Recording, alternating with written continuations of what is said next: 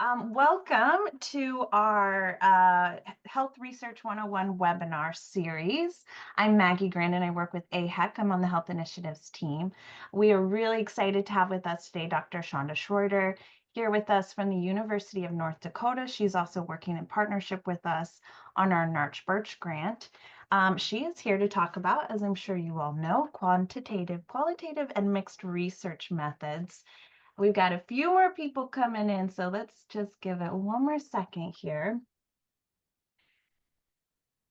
All right. So we are recording. You probably got a message for that. We will ultimately post this on our AIHEC Health Initiatives YouTube site. So look for it there if you're looking to rewatch it or share it in any way. It will be open to the public. We will have an evaluation for this webinar either at the end of this webinar or look for an email from me today with that link to take that. So please do so. It really helps us inform our work and what we need to do moving forward.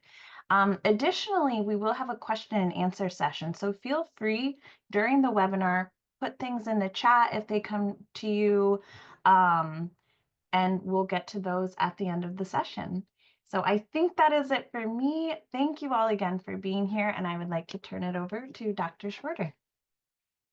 Thank you so much. Hello, everyone. It's so good to see you. I'll say see you, but I teach online, so I'm super used to floating heads and faces.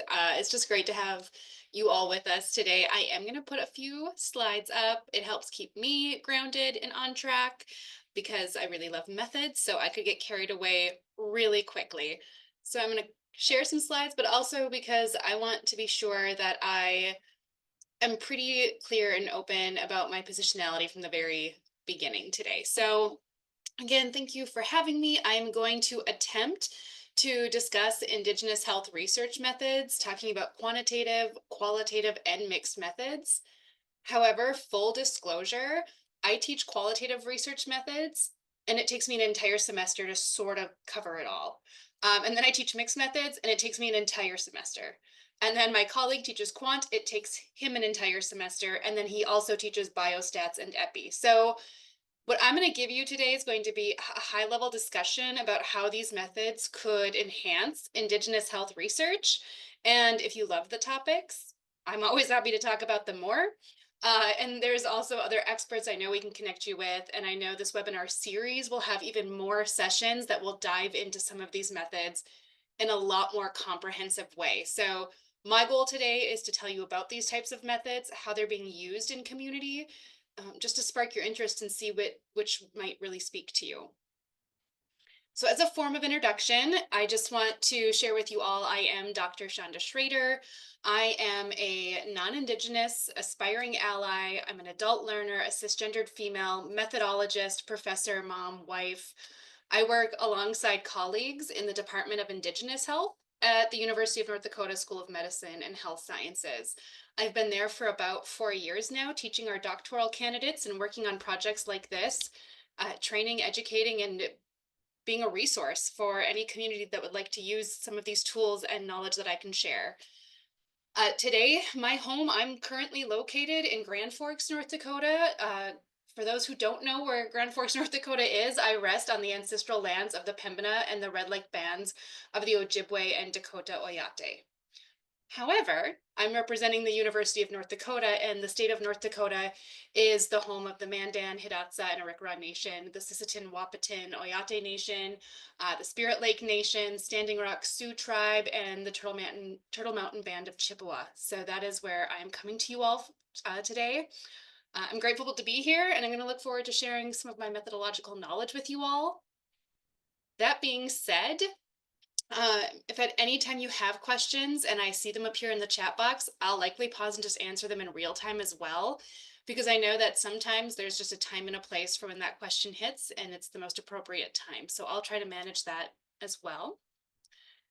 And then lastly, the picture that you're all seeing on your screen, this is one of my favorite photos because as an educator, the two individuals on your right and the one individual on your left, those are the first doctoral candidates of which I served as the chair for their dissertation work. And they are all now doctors out in the world with PhDs in Indigenous health doing amazing work. And this is one of my proudest moments, was to stand alongside them as they went on and did amazing community work. So agenda, I'm going to start by kind of comparing quantitative and qualitative methods so you know what they are and sort of the pros and cons of each. I'm going to give examples of how they're being utilized in Indigenous spaces. And then I'll talk about mixed methods, which is intentional combination of the two. So I'm going to start with quantitative research, and full disclosure, this is my least favorite. So for my colleagues who really love epi and biostats and statistical analyses, I enjoy quantitative research. It brings a lot of value to our work. However, you'll quickly tell in my presentation, it isn't my favorite. However, it has its space and it has its importance.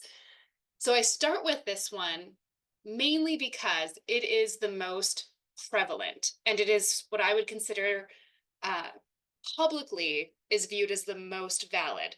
You can notice my air quotes. I don't know that it's the most valid tool, but it has been in science really determined as the crux of intellectual property. We need data.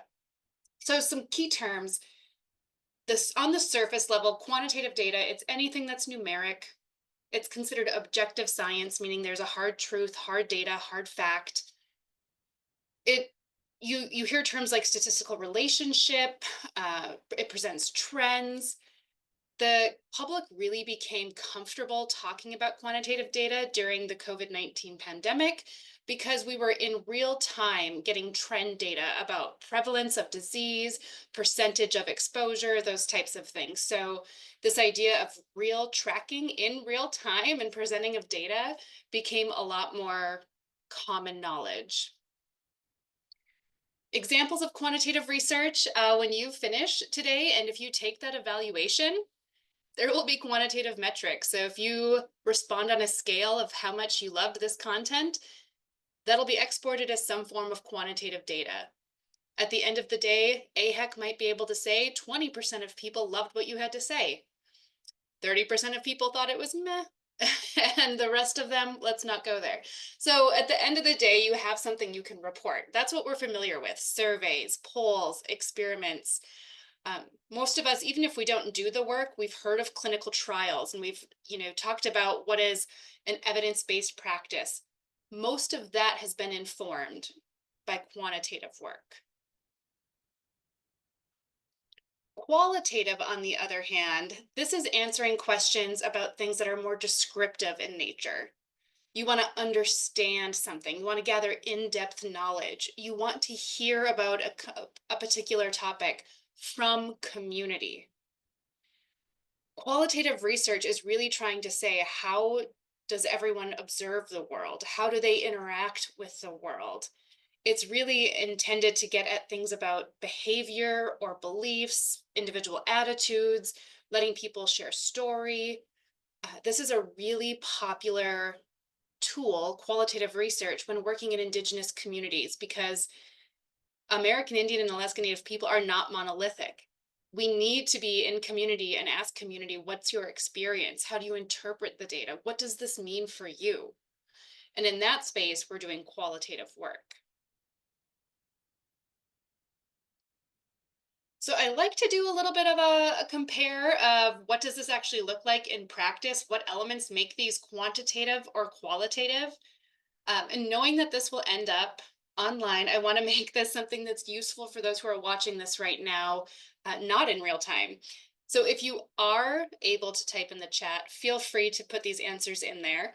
But typically I would ask those I'm working with or talking to about this topic, which elements of each of these tell you it's a quantitative study or a qualitative study? So I'm going to cheat a little bit because I've bolded and underlined for you what those answers are, but feel free to engage in the chat box with each other too about what really gives you a notion that this work is quantitative or qualitative. So for an example, the quantitative study that you're seeing on your screen, the research question was asking, what are the COVID-19 vaccination rates among those who are American Indian compared to? And yes, in the chat box, we're hearing from Dr. Kelleher, that's numbers compared to description. Because then we move over to this qualitative space, and it's the same topic.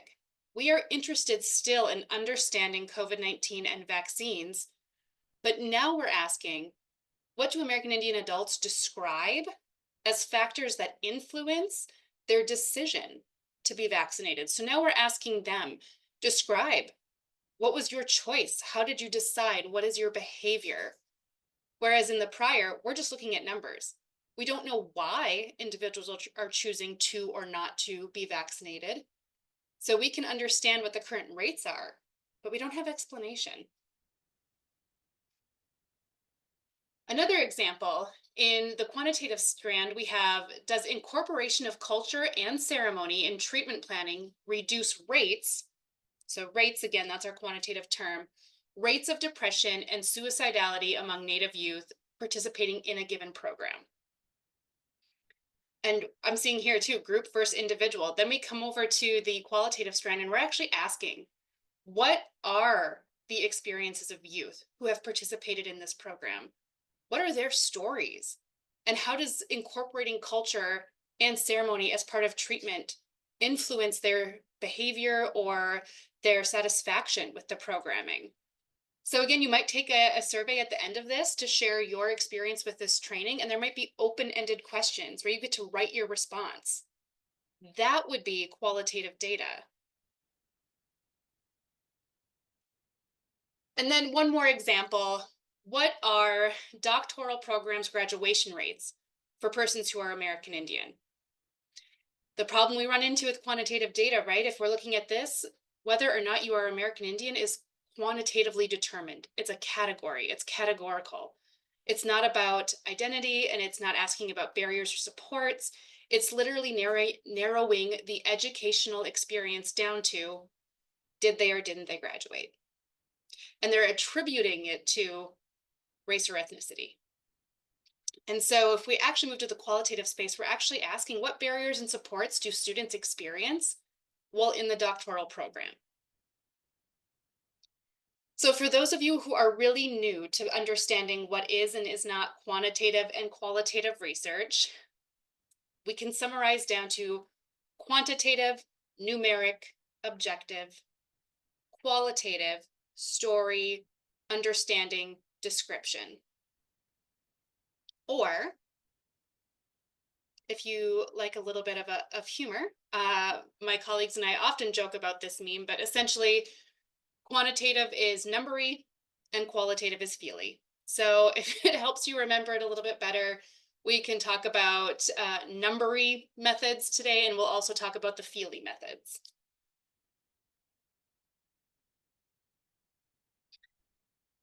So let's dive into quant a little bit more and give you a couple of examples of how it's being used with Indigenous communities, and then I'll do the same for qual. Collecting data that can be measured numerically allows for statistical analysis, and it answers questions about health trends and behaviors and outcomes. You really do see a lot of work in quantitative spaces that focus on aspects like how many people, how many incidents, how often, to what extent, over time, looking for trends. You hear terms like generalizability and prediction. In numerical data, if we're looking at Indigenous health spaces, a lot of times the numeric data that we see relates to blood pressure readings or a body mass index or percentage of a population experiencing a particular illness or disease. Frequently, it is used in a deficit-based lens, trying to identify problem, identify need, talk about statistical relationships. There's usually some sort of standardized instrument if we're looking at survey work. And if any of you can remember back to some stage in middle school or high school when we were all just force-fed the scientific method and always beginning with hypothesis development, quantitative work really does live and breathe from the basis of a research aim or hypothesis testing. You will not see hypothesis testing in qualitative work. You may have a hypothesis, but it's not going to be measurable. It could be answerable. So very different. We're not measuring, we're not reporting numeric value when we're doing qualitative work. The strengths of this quantitative piece, even though I told you it's not my primary methodological home, there's a lot of value and a lot of things that we can learn from quantitative data. And one of the things that's really useful is generalizability. We don't like to be lumped in with everybody and to be able to say that, yes, if 20% experience this, we all do. But there's something about generalizability of data that allows individuals at a larger systems level to make data-driven decisions. And when I say a macro level or a larger, higher scale level, I don't necessarily mean at a federal level. It can literally be at the leadership level of an IHS facility. They can look at quantitative metrics from their electronic health record to figure out a percentage of their patients within IHS that are and are not making it to certain cancer screenings, for example. You can't do that with qualitative work. So I couldn't, for an entire IHS facility, come in and just talk to patients and then decide, oh, well, I talked to 12 patients and none of them had been screened yet. So it must be that none of our patients are being screened. We can't make generalizations or talk about predictability from qualitative work in that way. We can, however, look at the data within our IHS system and say, oh, look, 40% of our patients who were eligible for this screening didn't show up and, didn't have the screening done. Is it at our system level that we need to address the issue? Why isn't it happening? The why is where the qual comes in. But we needed the quant to identify the problem. So there's a space and a value when we're addressing certain health concepts and issues in Indigenous spaces to start with the quantitative data. So there are a lot of options for how we collect data that is quantitative in Indigenous spaces. A lot of things that we see, like you've heard again today, is training or education programs where they'll collect data for the purpose of understanding outcomes. Maybe they're looking at a survey or the percentage of completion or the number of people engaging in a program. I just mentioned to you a second ago about electronic health records, huge source of data. How data are entered into the EHR can be subjective at times. So it really does fall on a physician or a healthcare provider to enter data in a way that does make sense for interpretation later. So this is my own soapbox, and I know we have some clinicians on the call too, but the purpose of a health record isn't for data collection and analysis. The purpose of a health record is to better track your individual health so that clinicians can make good decisions and help you in your health journey. However, researchers then take it and say, well, now let's make a bunch of decisions based off of electronic health records. So again, it's not a wrong approach, but just be aware that electronic health records, while they are a source of data for research, their intent is not to be a source of data for research. And then we have surveys. Surveys are so popular. They are so overutilized, and they are very frequently done poorly. So in my classes, I'll often ask our Indigenous health scholars, like, how many of you have seen a really bad survey? And everyone raises their hands. So there's a good chance we've all taken part in a survey that we found horrible, sometimes even reprehensible. So if you're engaged in quantitative data collection and you do survey research, I just strongly encourage you to do meaningful survey development. That may be a session for a future AIHEC webinar, but survey development is really important, not only to ensure you're collecting appropriate data and answering your research aim, but how you ask questions can either perpetuate inequity and stereotypes, or it can be a tool for healing and proper and equitable data collection. So developing surveys, there's actually a lot of pressure to developing a sound and reputable survey that centers equity. Another use of data for quantitative research is public use data sets. We're currently in a space politically where we are losing access to some public use data sets. to stay relatively neutral and apolitical, there's concerns about losing public use data sets because this is how individuals look at trend data. And it's how we can better understand where we can make data-driven decisions to improve equity, whether that be health, education, income, regardless of the topic. For now, I'm going to talk to you about what these public use data sets are, how they can be useful. So public use data sets, they're just something that's been collected by someone else and it's available to you.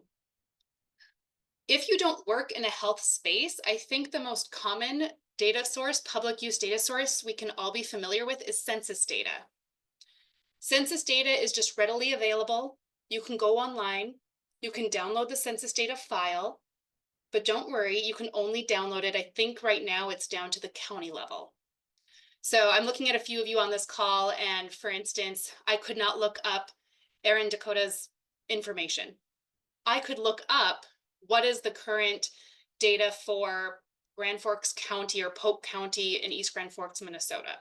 And then I would get a data file that allows me to do analyses without any identifiers down to a level where I could identify any of you. So it's a public use data file and it has variables I can use, but I cannot identify people. There are a lot of benefits to public use data files. So some of the benefits of using public use data files is that they're large data sets. They have trend data. We can look at things over time. I think a really great example of a large data set would be the National Resource Center on Native American Aging. They have been doing their survey and collecting data for years. They have phenomenal long-term data that actually looks at what is the strengths as well as the barriers to health for Native Americans who are aging. I'm not going to say elderly, we're going to say aging because it is a little bit different. Aging is not the same. So it's the National Resource Center on Native American Aging. The benefits of these public use data files, someone's already collected it for you. They've already cleaned the data for you. You don't have to waste time trying to go through the data and make sure the zip codes are entered correctly or that the categories in the codes for years of education are correct. It's been cleaned. If you have to get institutional review board approval or tribal review board approval, it's a lot easier because you're not re-engaging community. You're not asking someone of anything. You're using data that already exists. The agency that collected the data also typically provides you a comprehensive code book. It saves time. It can save money. Almost all public use data sets are free. I could go online right now and download the Youth Risk Behavior Survey and share the entire spreadsheet with all of you. But there are some drawbacks. So while we're talking about quantitative data and how you can be analyzing this work, if you're thinking, a public use data set, this would be a really great way to put my toe in the water, get used to playing with data. I can just go look at the files, try to ask a research question and just see what happens because it's low risk.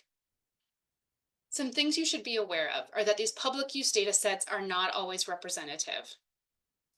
If there is a low cell size or there's a chance you could identify these individuals, it becomes a non-data, the file is blank. You get no data, cell size too small, omitted data. You'll often hear of the asterisk nation, right? So if you, either they're all lumped together so that there's a large enough sample, they'll lump American Indian, Alaska Native, Native Hawaiian, and Asian Pacific Islander. We're gonna just put you all together because it's the only way we can get a large enough sample size. But they're not the same. They aren't the same. So if the data has to collapse a bunch of political affiliation, racial identity, ethnicity characteristics into one group in order to give you enough data, it's probably not going to be valuable once you look at trends of any health condition or behavior. An example I like to share is we were once working in a community where we wanted to better understand. We were working with community and the community said, hey, we know there's a ton of data out there. Everyone's always talking about diabetes. Can you help us better understand if this is something that's an issue in our community or not? And we said, all right, well, here are the public use data sets that are available to us. that actually include variables around diabetes management, nutrition, obesity, etc. And they said, okay, yep, that's great. Let's look at that for our nation. And we were able to get data from a public use data file for free download, and we could look at their county. Now, it doesn't have a zip code that allows us to look at a particular reservation or community, but we can look at a county. And they said, okay, well, the programming we want to do is really within our community, our county. Let's only look at those who identified as American Indian, because that'll get us back down to our community. And then we're really interested in those who are over the age of 55. By the time we did that, the cell number was too small. The number of individuals who met that criteria was too small that the data file said, sorry, you can't analyze these data at that level. Because of that, these public use data files can be a great tool, but go review and use them and have a better idea about whether or not they can actually speak to the experience of your community. I also would like to mention the lag time, especially when you're using public use data sets. Frequently, the data is from 3 years ago, 4 years ago, because that's how long it takes them to collect, clean, validate, and then make publicly available. So just a couple of notes from that bigger picture. It is just to be familiar with them, know about their utility if you're going to use a public use data file, get familiar with it, read their code book, and keep in mind what it means to be an asterisk nation.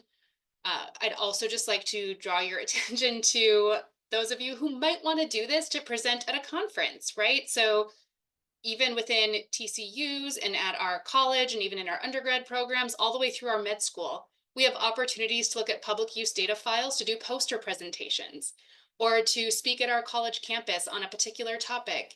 And public use data sets can be a really great tool for that.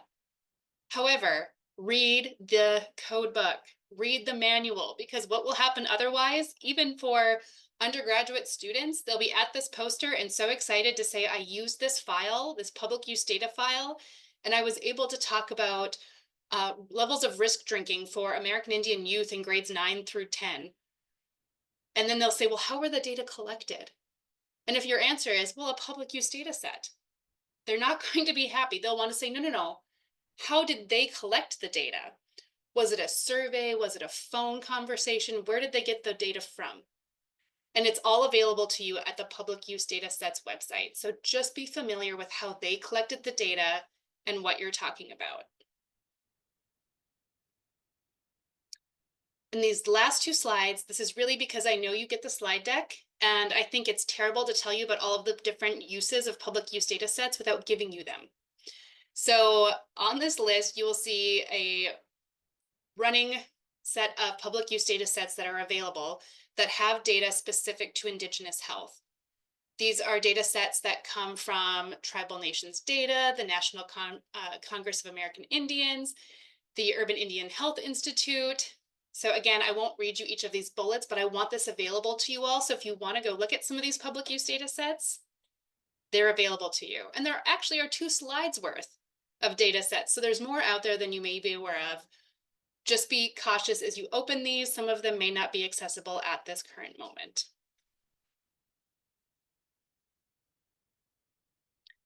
And then if you're relatively new to quantitative research and you want to say, well, what's it look like? When you share these results, what's it look like? This is what it looks like. This is how we frequently report quantitative data. You see frequencies, you see percentages, you see bar charts, you see data over time. And even though there might be some on this call who are complex statistical researchers who want to talk about factor analysis or statistical significance, that's a conversation for another day for me. But at the very basic end, you always need to ask yourself, who am I sharing this data with? And what do they care about? Do they care about p-values and statistical significance and factor analysis and ANOVA testing? Or do they want to know about what is the current concept or topic area? What's the percentage and what can we do about it? So think about your audience when you think about how to present your quantitative data. And then because I don't think it's fair to leave you wondering what does this look like in our community, here are 3 journal articles. They're all quantitative data. They all address topics related to Indigenous health in the United States. So if you want to go read more, read these journal articles. They will give you an example of what quantitative methods look like in practice. Okay, quantitative methods. Check. Any questions before we dive into qualitative work?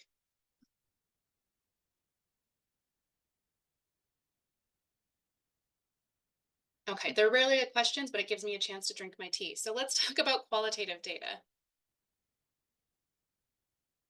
So qualitative research as a methodology is relatively new when we think about its comparison to quantitative research. When I say it's relatively new, I mean it's relatively new in academia, not to Indigenous practice, right? Storytelling and collecting of data and story, time immemorial, right? So in terms of Western academia, it's a relatively new methodology. It has not always been well respected outside of social sciences, really had its academic birth in anthropology and then sociology. It comes under a lot of scrutiny in the health sciences. However, there has been some new advances in its use in public health, especially, and among researchers who finally realized they couldn't answer the why or the how. Quantitative data was starting to get stagnant, and they just kept saying, we're still seeing the same trends. We're not seeing any improvements. We're doing QI initiatives, and we're not figuring out what's happening. And that's when it really came to be this line of research that says, well, quantitative data can indicate the how many years, the how much, or the what's the percentage, but it doesn't give us what we need to know to necessarily make change at the individual level. Qualitative research, then, it allows us for understanding. It allows us to know more than just our descriptive statistics. You could see the birth of this in plan, do, study, act cycles and starting to look at experiences of individuals. And we also saw this in medicine as we moved toward patient-centered care. So what's it look like in Indigenous health or public health practice? My favorite quote, and I've read so many textbooks on qualitative research methods, trying to find the right one to use in my doctoral classes. And I will tell you my favorite quote that I ever read in one of the textbooks for a definition of qualitative work was, quote, listening to what people are saying about their own lives and in their own words. That's qualitative research. It allows us to really open windows to cultural understanding as well, and allows us to understand how we got to where we are. One of the impetus of this work in public health was related to diabetes. They kept trying to develop all of these interventions that dealt with BMI or dealt with nutrition or identified the percent of individuals with diabetes who had kidney disease or what the age was at diagnosis. And finally, it came down to this conversation of, well, how did we get here? What cultural traditions could be protective factors for diabetes? What is the role of historical trauma, colonialism, and the infrastructure that led to unhealthy eating habits? What can we say about provisions that were given in terms of food that led us to this space? And maybe in those conversations, we can identify strengths and cultural supports that can improve nutrition and movement and then reduce experiences of diabetes. So that was a really early stage of employing qualitative work in Indigenous health to better address a health topic and condition that was, for the longest time, summarized by numbers only. We just kept hearing all of the time, oh, diabetes are so high among American Indian populations. The obesity rates are so high. It was so deficit-based, and nobody was asking, how did we get here and what can we do about it? How would community like to respond?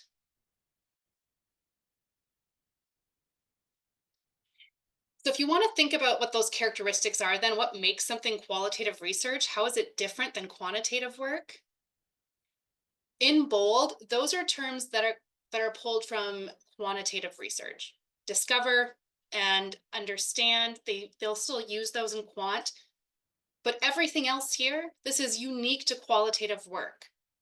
thinking about topics holistically, recognizing this is an iterative process, that community is involved, whatever community might be, knowing that this is an emergent study design. We need to respond in real time to the data that are being collected and the stories being shared. Participants are active in the research process, and you as a researcher are the instrument.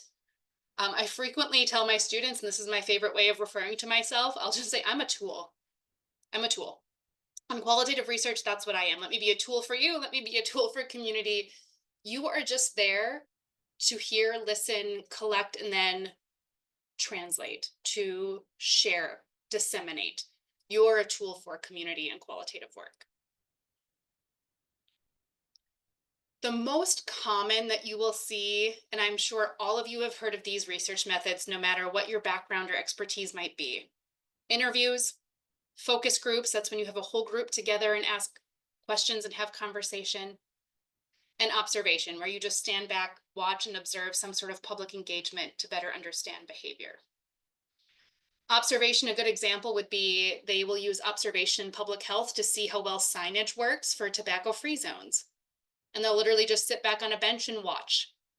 They'll spend a day watching to see how many people still smoke right in front of the no smoking sign, to really try to figure out what signage does and doesn't work. There are other strategies of qualitative data collection that I love diving into. I spend like 3 hours on each of these topics in my courses. So if there are any topics you'd love to dive deeper into, that's something you can request from AIHEC, and we can see about doing other topics. For example, one that's really popular would be arts-based research. This is utilized a lot more readily in Indigenous communities than other communities. It's also utilized a lot with youth and other adolescent age groups. Arts-based research, one example would be photo voice, where you allow individuals to take pictures of their experience and then share a story with you. Body mapping is where you provide people essentially like a stick figure, and they work on drawing aspects of their life through art and then sharing story. Artifact review and narrative research. This is basically oral stories, review of letters, field notes, autobiographies, letters. And then social network analysis is not what you think it is, unless you think it's about looking at individuals' networks and connections to peers. Social network analysis has nothing to do with Facebook, nothing to do with X, nothing to do with Instagram. Social network analysis is really useful, especially it was utilized during COVID-19 to figure out in a couple of Indigenous communities where they were going and seeking information about current community interventions. So it's basically trying to figure out who is your trusted source of health information. And then you go through that network and say, but who is theirs? So if I went to an individual and said, who are you listening to about whether or not you should isolate, whether or not you should social distance, whether or not you should mask, who do you go to for that information? And they might say, well, I go to this elder, or I go to this auntie, and this is what this auntie always tells me, and so this is who I've been trusting as my source of information. Then you go to that person and you say, well, who's your source of information? And they tell you. And then you go to that space and you say, well, who's your trusted source of information? And oftentimes in this particular study in the Indigenous communities, it came down to one person, right? It came down to like one body or one entity or one group of elders who were sort of the source of knowledge. And so if you're trying to create campaigns, that's who you can go to. You can say, I did social network analysis. This is the source of knowledge. This is who we need to go to. And like I said, there are numerous tools for qualitative research. So I provided a slide here for you to just kind of familiarize yourself with some of the methods, some of the tools that are used within those methods, and some of the approaches that are both method and tool. These are all topics we could spend an entire hour just sort of breaking down and sharing examples of how they're done in community. But the most challenging thing, in my opinion, in qualitative work is knowing how to analyze the data. I did a bunch of interviews, or I did a bunch of focus groups. Now, what do I do with the data? And this is where, even in the classes I teach, students get really nervous. because coding data and creating themes from data is overwhelming. And the only advice I want to really stick to here, and again, a topic for another day, is how to code and analyze data. But if you are coding data from a community that is not your own, you need community to validate your codes.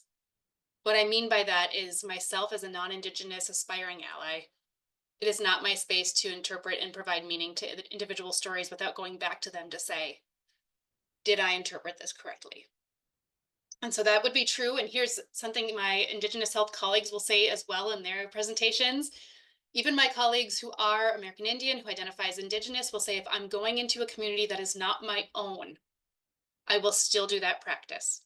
I will still make sure I've interpreted their story and their data in a way that is meaningful to community. And if you ask yourself, but what do results look like? How do you share the findings of qualitative work? Here's one example.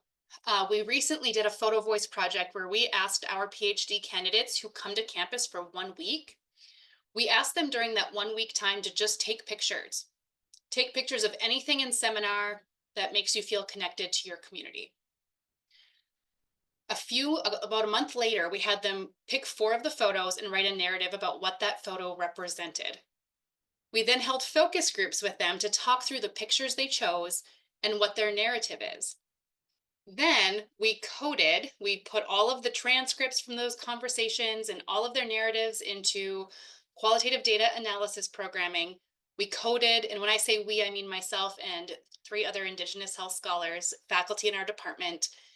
We coded, we analyzed, and we came up with themes. And when we were developing the themes, my Indigenous health colleagues said, wow, these themes fit within the medicine wheel. And so we placed them within the medicine wheel, and we were able to share that when we asked students, what does attending seminar in person with other students, what does this do for you in a program that is otherwise online? What does it mean for you to be here together for 1 week? Like braiding sweetgrass, so this is where qualitative work allows story, like braiding sweetgrass, seminar was described as a form of medicine and as a healing space where relationships and community were established. Seminar supported them through their spiritual health, and these bullets are actual codes from the data. So students identified seminar as allowing them to exemplify their individual identity, making space for inclusion, and a space to celebrate their own connection and ceremony. I won't go through the whole medicine wheel. I won't share this entire presentation, but this is what results look like in a peer-reviewed publication or in a community presentation, or this work will actually be in an art exhibit on Tuesday on campus, where you get to come through and walk and see all the photos they took with their narratives, their stories. But this is what doing a coding and then thematic analysis and then presentation can look like in academia. And then like last time, here are a slew of publications addressing topics in Indigenous spaces using qualitative methods. So if you're thinking, you just touched the surface and I could really use some more examples of qualitative work, here's a list for you. You can read a couple of these articles and get more familiar with what qualitative research looks like.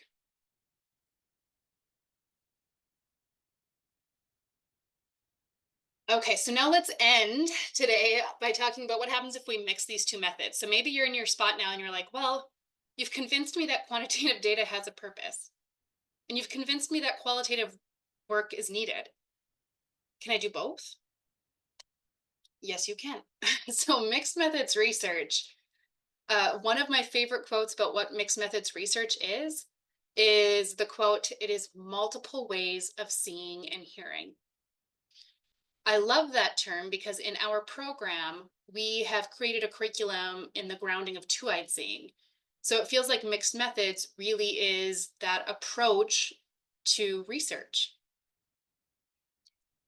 One of the key features of mixed methods, you're probably thinking, I get it by now. You're going to use numbers and you're going to use story.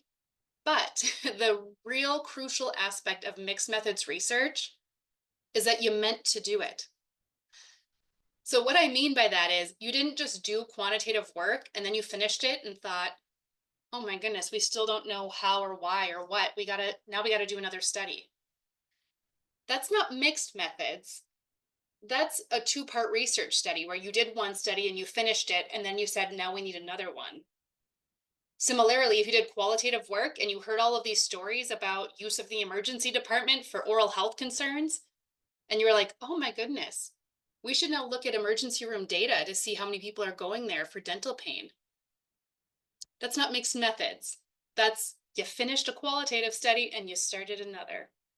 So if you're a true mixed methodologist and you're coming into research to do mixed methods study, from day one, you're saying, I know that in order to do this research, to answer this research question, I need quantitative and qualitative data. I need them both to tell this story. So I put this slide here, even though I don't fully believe it, but no, I put this slide here because mixed methods isn't right for every study. I just happen to really love it. So I use mixed methods research in almost all of my work. But there are certain things that really are best for qualitative data collection. And there are some things that we don't need story, we just need numbers. We're looking at national trends, or we're trying to think about spending. So there are spaces where mixed methods is not appropriate. But the right time to do it, the right time to use mixed methods is when you want to have results that are substantiated or corroborated by community. If you need to explain something, you know you're going to look at numbers, but you need explanation after. Or you know that you're trying to create a program or develop something, and so you need community-based data that is both quantitative in like a needs assessment, but also story about how to address the intervention. It's also really helpful if you're trying to get perspectives before developing a new survey. Maybe you first want to engage community in order to create a survey that is more meaningful for community. So you have qualitative work first to develop the survey to then collect quantitative metrics. And the benefits of mixing these tools or mixing both quantitative and qualitative is that when you do one and one, you don't get two, you get three. You get something even of greater value when you truly intentionally integrate mixed methods. Because what you're doing is you're saying at the end of the day, I'm going to answer this research question, or I'm going to provide this new knowledge by presenting both the quantitative and the qualitative data and how they both substantiate each other. There are some challenges to this. If I talked about quant research earlier and you thought, oh my goodness, numbers are not my wheelhouse, mixed methods will be hard for you. If I presented qualitative research earlier and you thought, oof, that's a lot of work, I'm more of a quant person, then mixed methods won't be for you. Because unfortunately, in order to do good mixed methods, you have to be capable of doing both quant and qual. Or like me, you need to have friends. So if you have friends and colleagues who can fill in your weaknesses and you can pull together a research team where you have expertise in both quant and qual, you can do mixed methods. So it is difficult for just one person to do a mixed method study. It does require a lot of skill sets. It takes more time than doing just one or the other. It can be expensive because you're having to do research over time. You should always pay community if they're engaged in qualitative work. And it can be really hard to share these results at the end of the day because journal articles limit your words. And it's hard to talk about multiple stages of research with limited words.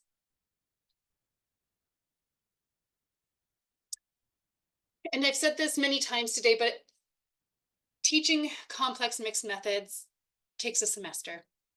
But for today, I just want to leave you with this one snapshot for mixed methods research, because I think this diagram is the easiest to understand.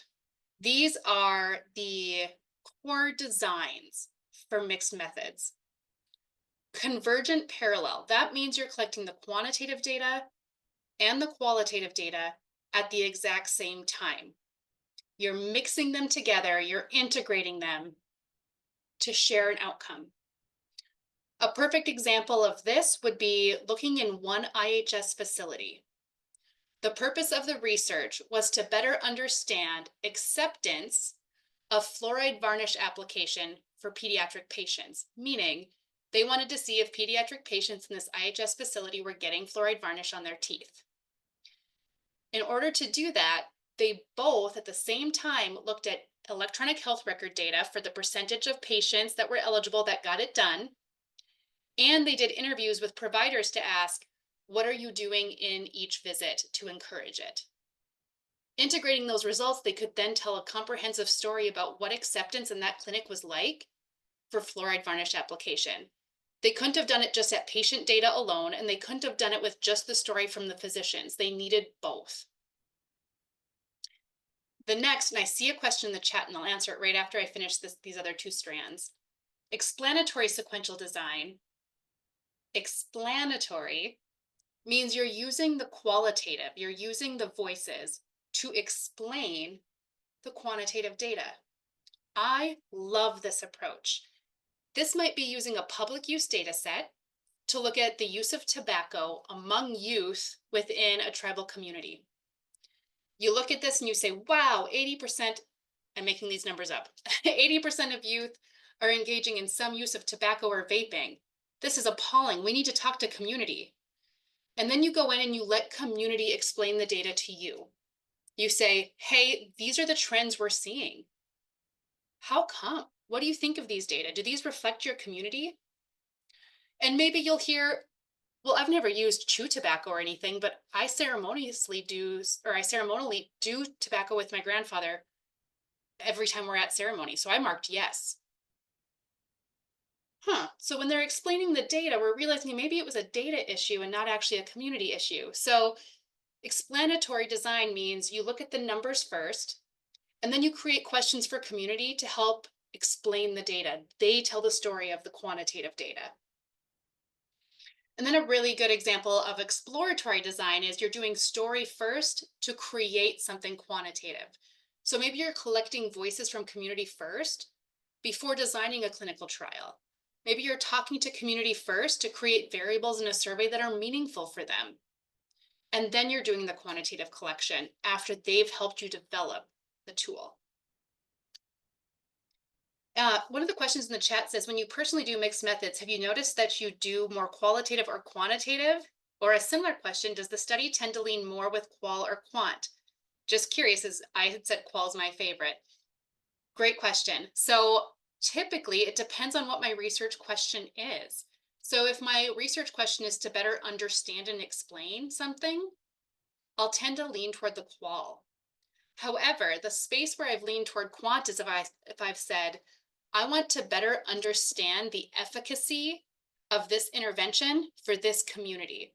So we went to community first and said, what questions should we ask in this survey? We're wanting to better understand how culture and ceremony improve health. So which cultural practices and ceremony should we be putting in this survey when we look at health? What health indicators should we be using?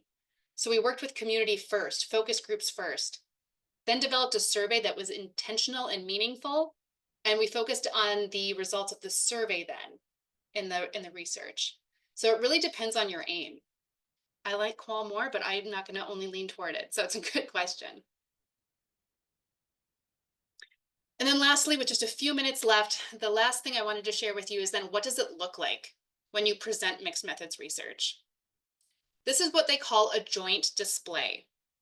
A joint display gives you both a bar chart or a figure or a data point, a statistical piece of data, numerical, quantitative, and then it gives you story or qualitative data that support that. So in this example, it's a made-up example, but the research goal was, what's the efficacy or how effective is this cultural program that's promoting tobacco cessation for youth? And so we asked them a question in the survey about how effective is culture for helping you quit tobacco. 53% said they agreed the program worked well, 12% were neutral, 35% disagreed. Well, that doesn't help us improve our program though, does it? It just tells us what percentage liked it and didn't. So the qualitative piece, the quotes that supported agreement, I love that we can now use traditional tobacco and not think that it means we use tobacco. Like, I can take part in ceremony and still stop smoking, and I now know how. For those who were neutral, the actual feedback was it was an interesting experience, but I don't know if I'm going to do anything different yet. I'm not sure. So you're using story to substantiate what you found in the data. And as you're familiar now, here are examples. So if you want to read articles that lift up what mixed methods look like, here are some examples. And with 3 minutes to spare, here's what I love to share with students, with faculty, with other colleagues. If you're trying to remember the difference between mixed methods, quantitative research, and qualitative research, this is sort of the running joke. It's a meme from an academic group I follow, but here's what it looks like. Lady Gaga, she's our qual researcher. And then you just move through up to quant. So thank you for having me. With what few minutes that are left, I'm happy to answer any questions. All right, Dr. Schrader, thank you so much for that presentation. Very informative. I took a number of notes to include maybe some future webinars per your suggestion.